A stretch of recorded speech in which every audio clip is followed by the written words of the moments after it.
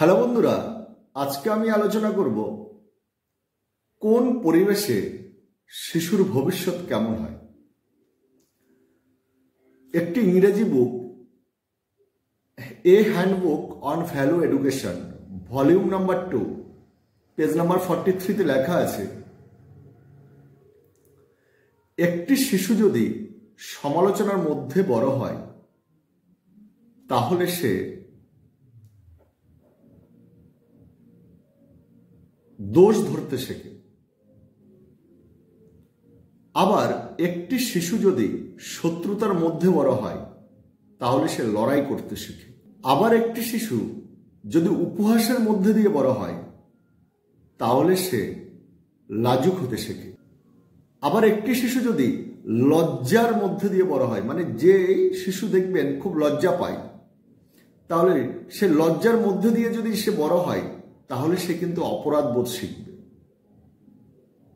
কিন্তু ওই একই শিশু যদি সহনশীলতার মধ্যে বড় হয় তাহলে সে ধৈর্য ধরতে শেখে, মানে ধৈর্যশীল হবে সে।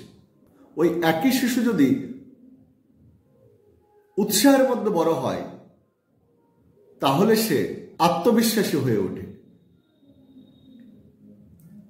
আবার একটি শিশু যদি প্রশংসার মধ্যে বড় হয় তাহলে সে গুণের আদর করতে শেখে। তার মানে আপনি যদি আপনার সন্তানের ছোট ছোট কাজ যেগুলো আপনার ভালো লাগে সেগুলোর যদি আন্তরিকতার সাথে প্রশংসা করেন তাহলে সে কিন্তু অন্যের গুণের প্রশংসা করবে।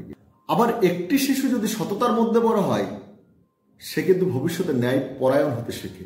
আবার সে যদি নিরাপত্তার মধ্যে বড় হয় সে ভবিষ্যতে আত্মবিশ্বাসী হতে শেখে। আবার একটি শিশু যদি সানন্দের মধ্যে দিয়ে বড় হয় তাহলে সে সবাইকে ভালোবাসতে শেখে। আবার ওই একই শিশু যদি অন্যের গ্রহণযোগ্যতার, মানে অ্যাকসেপ্টেন্স, গ্রহণযোগ্যতার মধ্যে দিয়ে বড় হয় তাহলে সে জগতের মধ্যে ভালোবাসা খুঁজে পায়, এবং সে জগতে যত বেশি ভালোবাসা খুঁজে পাবে তার মানসিকতা তত বড় হবে, সে সমাজের জন্য তত বড় ধরনের কাজ করতে পারবে। তাই বন্ধুরা, আপনারা আপনাদের শিশুকে কিভাবে বড় করবেন সেটা আপনাদের উপর ডিপেন্ড করছে। তার যদি কোনো প্রতিকূল পরিবেশ থেকে থাকে আপনি তাড়াতাড়ি তার প্রতিকূল পরিবেশ থেকে তাকে সরিয়ে রাখুন। দেখবেন আপনি যদি সেই প্রতিকূলতা থেকে তাকে বাঁচিয়ে রাখতে পারেন তাহলে তার ভবিষ্যৎটা কিন্তু খুব সুন্দর হবে, কারণ তার পরিবেশই কিন্তু তার ভবিষ্যৎ। অতএব আপনি আপনার শিশুর জন্য এখনই ভাবতে শুরু করুন যে আপনি তাকে কিভাবে বড় করে তুলবেন।